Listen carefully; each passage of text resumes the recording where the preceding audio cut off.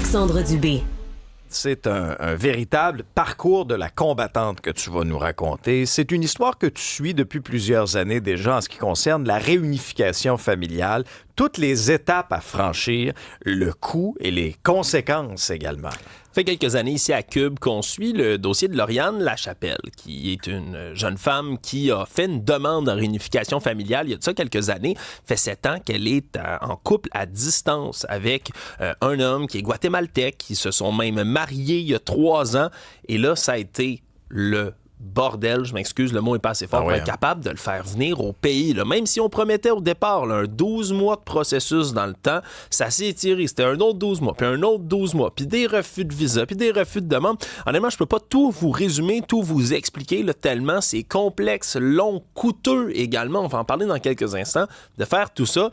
Mais là, bonne nouvelle, enfin, ça tire à sa fin du côté de Lauriane et de son conjoint Pablo.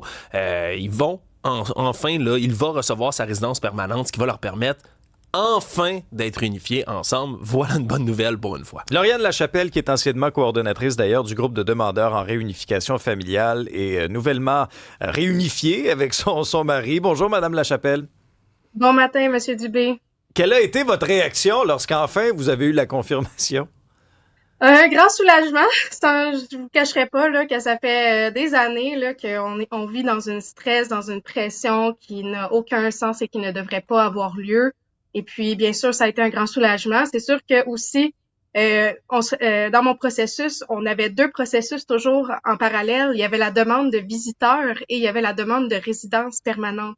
Donc, durant toutes ces années, mon mari, on a lutté aussi pour qu'il puisse me visiter durant le processus et à 4 reprises, ça a été refusé pour des raisons complètement arbitraires et ça a pris une bataille juridique. On a contesté le refus des 2 dernières demandes de visa afin que ça soit accepté. Ça a été retourné, la décision en janvier 2025, on a eu l'acceptation.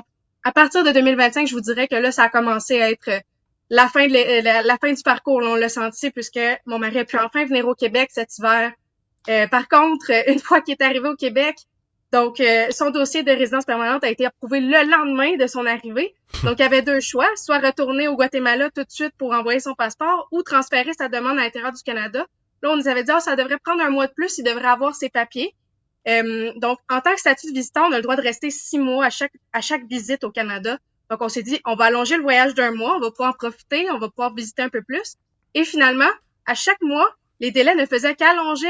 Donc, à chaque mois, on devait finalement repousser le voyage. Donc, ça fait 5 fois qu'on repousse le voyage de mon mari pour retourner au Guatemala et qu'on est stressé parce on approche le statut d'expiration. La semaine dernière, on était proche du mois d'août, là. C'est à partir de fin août, il devait retourner où il avait plus le droit d'être ici, mais il pouvait pas partir tant qu'il avait pas reçu sa confirmation. Donc, il était piégé ici sans avoir le droit de rester à partir du mois d'août, ce qui faisait aucun sens. Donc, on s'est battu auprès de nos avocats. On a envoyé des lettres à la cour pour obliger l'IRCC a finalement émettre la confirmation de résidence permanente et ça a été un cauchemar jusqu'à la dernière minute, je vous dirais.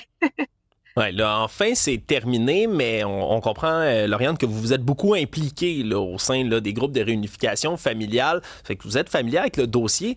Qu'est-ce qui fait que c'est long comme ça, dans votre cas, mais dans plein d'autres aussi? Oui, exact.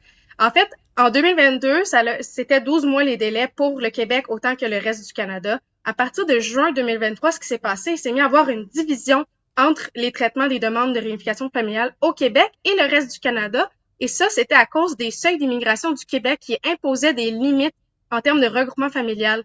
Et ça l'a fait doubler les délais pour les familles, mais seulement au Québec, pas pour le reste du Canada. Le reste du Canada, les délais ont toujours été de 10 à 12 mois à peu près. Et pour le Québec, ça a commencé à augmenter à 24 mois. Ensuite, ça a augmenté à 30 mois. Là, c'est rendu à 38 mois. Donc, plus on avance dans le temps et plus ça augmente. Et les mesures actuelles du gouvernement empirent encore le traitement de regroupement familial parce que pas plus loin que la semaine dernière, on a entendu que le Québec refusait maintenant d'émettre tout CSQ pour les catégories de regroupement familial pour conjoints et enfants jusqu'en 2026. Donc, c'est jusqu'à l'année prochaine. Donc, imaginez-vous pour les familles maintenant qui ont fait leur demande en 2024, peut-être que pour eux, les délais vont augmenter encore plus jusqu'à 40, voire 50 mois. Donc, ce qui est vraiment épouvantable selon moi. Pourquoi on est des citoyens canadiens aussi, on devrait avoir un traitement pareil puisque c'est un traitement qui est d'origine fédérale. Que l'intervention du Québec n'est simplement qu'une formalité dans ce processus, c'est d'émettre le CSQ, c'est le seul travail qu'ils doivent faire. Mais donc, aviez-vous un peu... Aviez-vous un peu l'impression d'être dans la maison des fous d'Astérix? Puis, tu sais, humainement puis financièrement, ça a été quoi les conséquences pour vous? Ça a coûté combien, ce processus-là? Oui, donc j'ai fait le calcul récemment puisque Québec Réunifié fait une étude actuellement sur l'impact économique du regroupement familial pour les familles au Québec et j'en suis arrivée à plus de 50 000 de Aïe, dépenses en aïe. 2 ans seulement pour le processus. Donc le 2 ans étant le délai qui a dépassé le délai d'origine, là.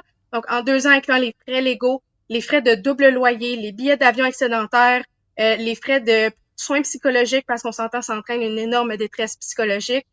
Ensuite, on a aussi les frais d'assurance. Bref, ça a coûté extrêmement cher alors qu'on n'aurait pas dû passer au travers de ça. Moi, j'aurais préféré mettre cet argent-là ailleurs, là. Ouais, on peut vraiment comprendre ça, surtout dans le marché immobilier et dans l'économie actuelle. Exact. Une autre affaire que vous déplorez, Lauriane, c'est qu'il y a un peu une espèce de loterie aléatoire, hein? C'est-à-dire, des fois, ça dépend de l'agent sur lequel on tombe, des fois, ça va être approuvé, des fois, ça va pas être approuvé. Puis aussi, les pays d'origine, semble-t-il, c'est pas traité également partout. Parlez-nous de ça. Exact. Juste si on parle des demandes de visa visiteurs, ils sont refusés à peu près à plus de 80% pour les demandes qui sont traitées dans le bureau de Mexico qui traite toute l'Amérique latine et Haïti versus Rome, le bureau canadien de Rome qui accepte 99% des demandes. Donc déjà là en partant juste au niveau visiteur, on voit une certaine discrimination. Puis au niveau du regroupement familial, les délais aussi de regroupement sont plus élevés pour les demandes en provenance de l'Amérique latine et Haïti. Donc, c'est 52 mois et certains pays d'Afrique également vivent le même traitement. Donc, il y a plusieurs pays comme ça qui ont des traitements complètement aléatoires alors que d'autres bureaux de traitement des visas, les demandes sont traitées beaucoup plus rapidement. Donc, je m'explique pas vraiment cette discrimination-là alors que puis nous, on l'a vu dans notre processus, on a demandé les raisons détaillées pourquoi il y avait un refus dans le processus judiciaire. Et dans une des raisons, il dit, mon mari 28 ans guatémaltèque, donc il va pas partir du pays. C'est vraiment une discrimination concrète écrite dans le dossier juridique. Donc, vous voyez, c'est vraiment aléatoire. Je ne comprends pas pourquoi on vit cette discrimination-là. Alors que mon mari, c'est un avocat, il travaille pour l'Organisation mondiale de la migration à l'ONU. Il travaille pour empêcher l'immigration illégale. Donc, imaginez-vous, on Incroyable, l'accuse hein? de vouloir immigrer illégalement. Ça n'a aucun bon sens. Ouais, c'est assez fou. Heureusement, dans votre cas, là, ça touche à sa fin. Qu'est-ce qui reste là, concrètement comme étape avant que tout soit fini puis que vous puissiez mettre ça derrière vous?